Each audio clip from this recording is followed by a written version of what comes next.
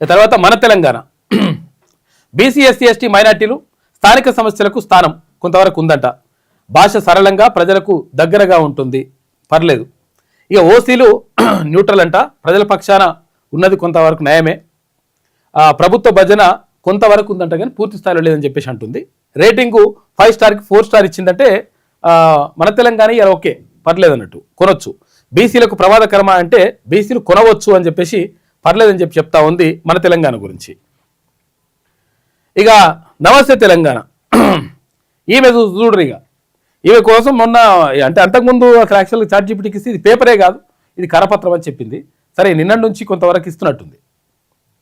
SC ST BC మైనార్టీలు గ్రామీణ రైతు బీసీ జీవన సమస్యలు స్పష్టంగా ప్రభుత్వ ప్రకటనలే అయినా బీసీల పేరుతో కనిపిస్తాయి.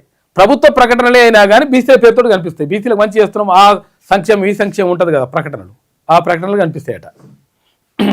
ఓసీలు ప్రత్యేకంగా ప్రోత్సాహం లేదు, ప్రత్యేకంగా ఇస్తలేదట.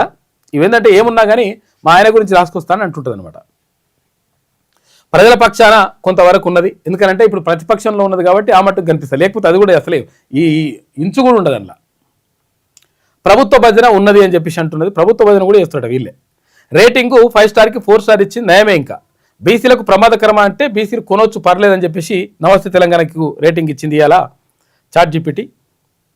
తర్వాత సాక్షి దినపత్రిక బీసీ ఎస్సీ ఎస్టీ మైనార్టీలు సంక్షేమ పథకాలు సామాజిక న్యాయం అంశాలకు స్థానం ఇచ్చిందట.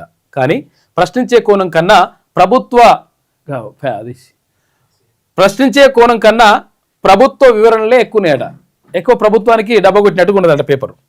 ప్రత్యేకంగా ప్రాధాన్యం ఇవ్వడం లేదు, సమతుల్యత ఉన్నది అని చెప్పేసి అంటున్నది. ప్రజల పక్షాన కొంతవరకు ప్రభుత్వ భజన ఎక్కువ.